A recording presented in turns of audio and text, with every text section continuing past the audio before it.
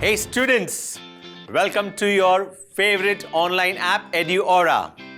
You are back with your biology teacher Mustafa Sakarwala. Students, where do we get water from? About 3/4 of the Earth's surface is covered with water.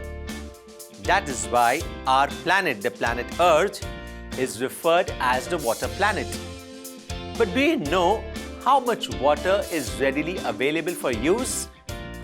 You'll be shocked and surprised to know that most of the water, which is about 97% of the 70% water, is in the seas and the oceans, and it is salty water. This water is not fit for drinking, for irrigation, and can't be used. It's not potable water. Only a tiny fraction of about 3% of the Earth's water is available to us as fresh water.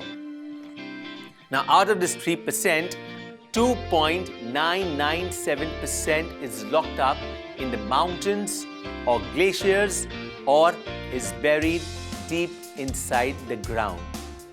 Now, we have very little water available for us to use. Only 0.003% of fresh water could be available for human use. Now, that's exactly why, my dear children, we need to have some ways, some mechanism to conserve water. Humans are using water very indiscriminately. Students, let's look at these sources of water in detail now. Let's talk about groundwater. Now, groundwater, as the name tells you, is water underground. Groundwater is a water trapped beneath the ground. Rain that soaks into the ground, rivers that disappear beneath the earth, melting snow are but a few of the sources that recharge the supply of groundwater. Desalination is the process by which salt is removed from the water, and this is a rapidly growing practice where salt and other microscopic particles are removed from the water in a varieties of ways.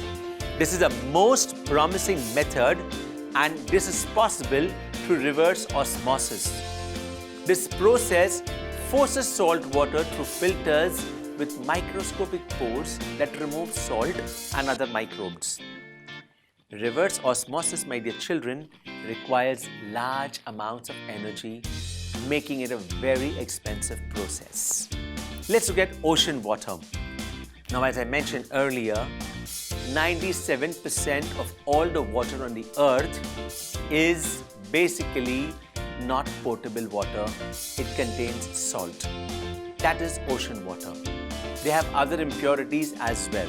So, although ocean water makes up to 97% of all the water on the earth, it is not a viable source of water, and it's not fit for human consumption. Surface water. Surface water is the water which is on the surface of the earth. This water is found in rivers, lakes, or other surface impoundments. Now, surface water is very easy to replenish it. How is it replenished? By precipitation.